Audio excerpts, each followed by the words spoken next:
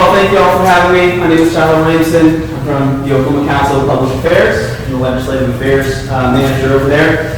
I'm here on behalf of OCPA and OCPA Action to talk to you about the Supreme Court justices that will be on the ballot November 5th or Wednesday through Saturday if you vote early. So I always like to talk about this in terms of my own experiences. I went to Oklahoma State for Post. I was a political science major, and first time I went to vote, I thought I had it all figured out, I knew everything. I was not going to be one of those quote-unquote low information voters that we hear so often about. So I went in there and I was filling out my ballot, top to bottom, super confident, knew exactly what I was doing. And then I got to the bottom, there was this section that said judicial retention elections.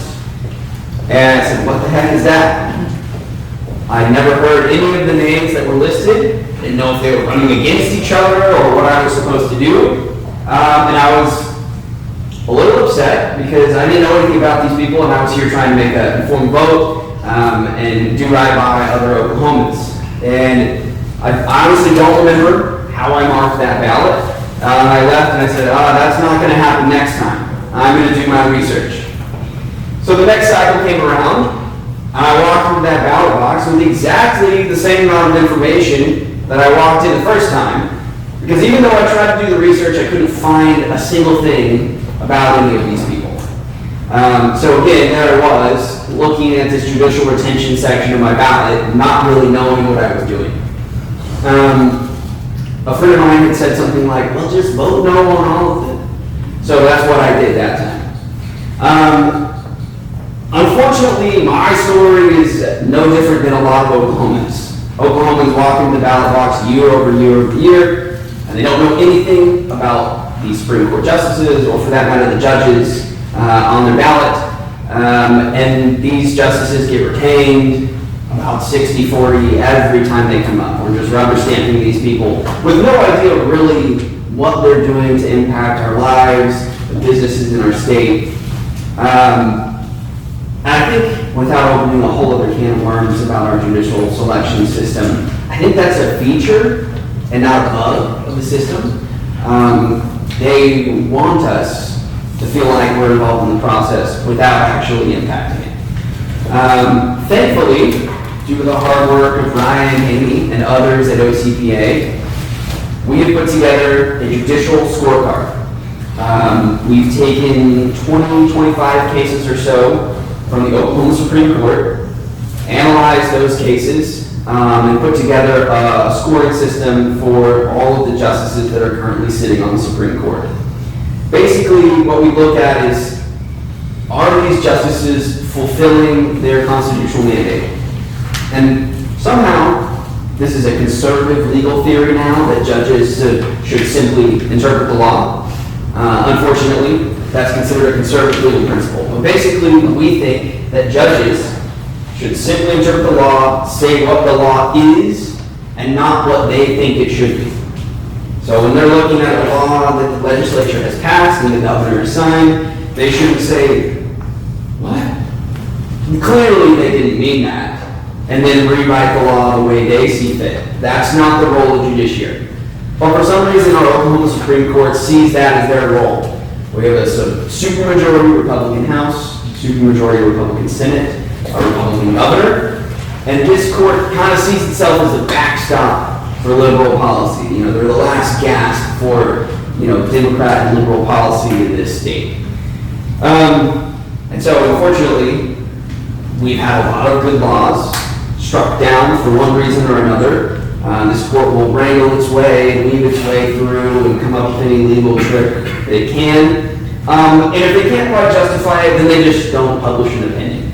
They issue a ruling with no opinion. That actually happens sometimes, which is confounding maybe if you're a lawyer or an attorney in a system that's built on precedent. You like to look back at previous rulings to see how a court rules and what the precedent is, right? But if they don't publish an opinion, you have no idea where they stand on an issue. This court frequently doesn't address issues, doesn't address conflicting past precedent, doesn't publish opinion, redefines words sometimes. Most recently, the word subsequent I think we all probably know what the word subsequent means.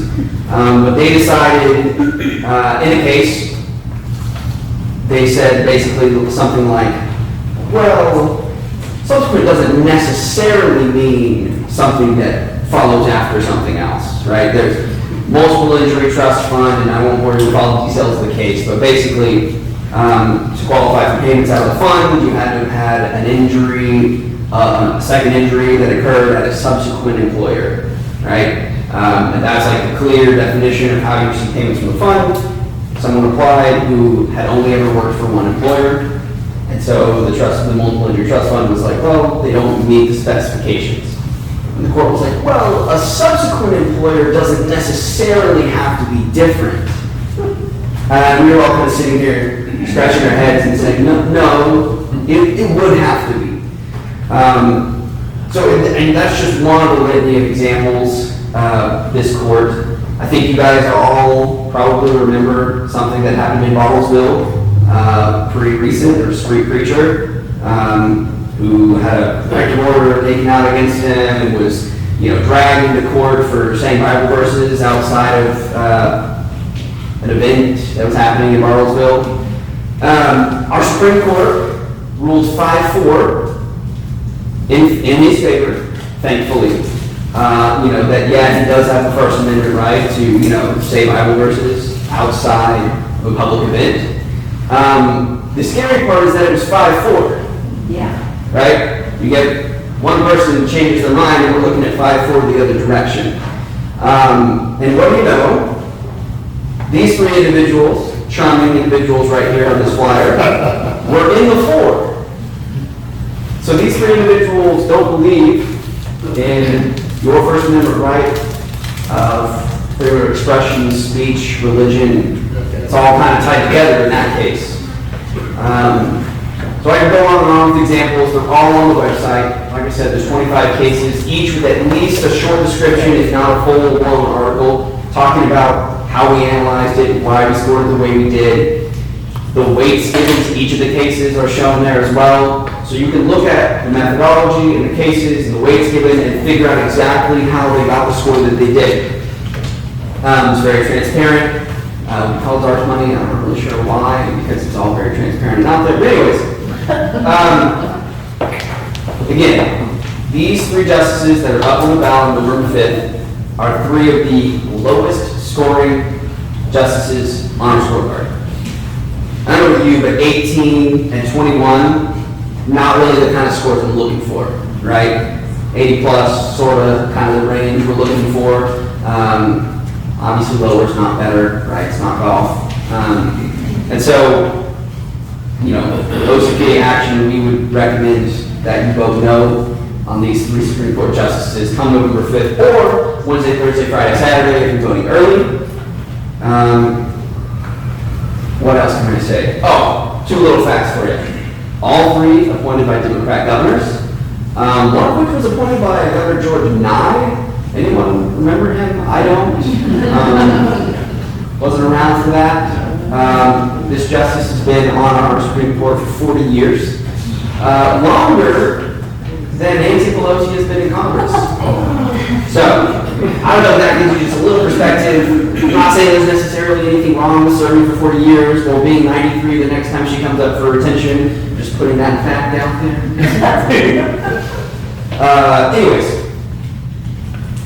3 liberal activist judges appointed by Democrat governors up for retention this cycle. We have a unique opportunity before us to basically, as Oklahomans say, look, we want our judiciary to fulfill its constitutionally mandated role and simply interpret the law. That's really about all I have. We'll take some questions. Anybody have any questions? You said you got that for judges and justices. Is there anything that you have for senators, state senators, and state reps that we can look at? Yeah, so actually OCPA has a legislative scorecard as well. That actually predates the judicial scorecard. You can go to OCPA's website, and there should be a tab at the top. One says legislative scorecard, the other says judicial scorecard. You can directly access the judicial scorecard by going to oklajudges.com, oklajudges.com, or scanning this handy QR code here at the bottom. If you would take your phone out now and scan that QR code, you could directly access the website just like that. Technology is really cool. You could also take a picture of this and text that QR code to people, and they would also be able to access our website that way. So I would say this issue is kind of incumbent on you guys. We can drive out and tell you all about it. And you're probably informed, involved voters by just by the fact that you're here. But you guys live in this community, you know people, you're probably the person on election day that your friends call, they're like, oh my gosh, who do I vote for? What do I do? What's a judicial retention election? And in past years, you probably went, I don't really know, just vote no on all of them, right?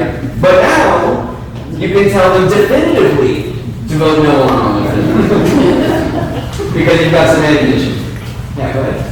Did you also do the civil appeals and the criminal appeals judges? So this venture was basically started with just the Supreme Court. That's been our sole focus. It's, obviously a lot of blood, sweat, and tears went to making that judicial scorecard. Not to say that we won't expand in the future, but so far right now we've only scored the Supreme Court. And, part of that I see is like our Supreme Court is our court of last resort, the highest court in the state. If we can impact change there, I think that will create change in the other courts as well. But I will say that some other groups have put out information on the courts of civil appeals and district judges. I think OKGOP is posted on the Facebook page with some information, not endorsing a particular vote, but giving you information as to like when they were put on the bench, what their party affiliation is, which governor appointed them. I always find that stuff helpful as well. VoterGuideOK.com does have the other judges, the criminal and I thought maybe you guys had contributed to that because I think they're also doing the Supreme Court. It's like information. Yeah, well, and what's been really cool to see is kind of once OCPA launched that judicial scorecard, just the immense amount of people that have gotten involved and interested in the topic. I know there's the people that have been, ringing this bell for years, right? But just kind of the grassroots movement that's gotten behind this has been awesome to see people putting out, their own scorecards and things like that on the judges. Yeah. We're in the Indian country. We've had a battle with the governor now for quite some time. Less than a block away from here, it used to be a sign that says entering Osage County and Osage Indian Reservation. That sign is now down. These are the judges that stood up for the Native Americans too. So I understand what you're saying, but there's two sides to every coin. And so I don't think, for me, it's not all bad. I'm not saying which way I'm going to go, but there's more than just one side to it. Sure. Well, and that's what goes into an aggregate score on the scorecard. I'm not going to wade into anything with the tribes. That's not my purview. But, that's what goes into an aggregate score. Obviously, they don't have zeros. They've got 18, 18, and 21. And one of the things that I always say, somehow I ended up going to a group that was a bunch of liberals and Democrats, kind of got ambushed there. Not sure how that happened. Never got the team. I had words for them. But I went there and they were mad. The people at this group were mad about the scorecard. And what I told them is, look, we think all voters should make an informed decision when they vote. The judicial scorecard, like I mentioned before, super transparent. We have every case that we've chosen to go into that score with. And so if you go onto that scorecard and you read the cases and you check our methodology, and you agree with it, you think it's sound, then, the people that score high are the judges you want to keep, the ones that score low are the ones you want to get rid of. But if you go on here and read it and you disagree with the methodology, you don't agree with how we put it together, you don't agree with the, legal principles that are used, well then the people with the low scores would be the ones you want to keep, and the ones with the high scores would be the ones you want to get rid of. That's kind of the cool part about the scorecard, cuts both ways. But yeah, we think Oklahoma voters should take a look at that, make an informed decision.